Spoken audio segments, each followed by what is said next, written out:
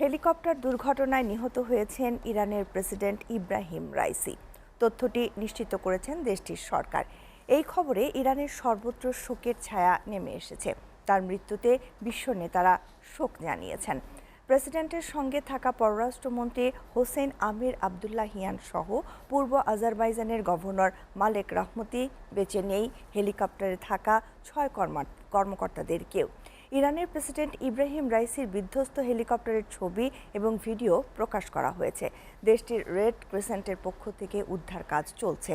তবে একই বহরে থাকা অন্য 2 হেলিকপ্টার নিরাপদে গন্তব্যে আগেই পৌঁছে যায়। ইরানি কর্তৃপক্ষ আরও বলছে, কয়েকটি মরদেহ এমনভাবে পুড়ে গেছে যে শনাক্ত করা প্রায় অসম্ভব। আজারবাইজান সীমান্তবর্তী এলাকায় একটি জলাধার প্রকল্প উদ্বোধনের পর হেলিকপ্টারটিতে করে ফিরছিলেন প্রেসিডেন্ট রাইসি। এই যাত্রায় প্রেসিডেন্টের বহরে থাকা অন্য 2টি হেলিকপ্টার অক্ষত রয়েছে। এদিকে এই খবর পাওয়ার পর সোমবার ইরানের মন্ত্রিসভা একটি জরুরি বৈঠকে বসে, যার নেতৃত্ব দেন ভাইস প্রেসিডেন্ট মোহাম্মদ মোখবার। অন্যদিকে প্রেসিডেন্ট ইব্রাহিম রাইসি নিহত হওয়ার খবর সামনে আসতে না আসতেই অস্থির হয়ে ওঠে জ্বালানি তেলের বাজার।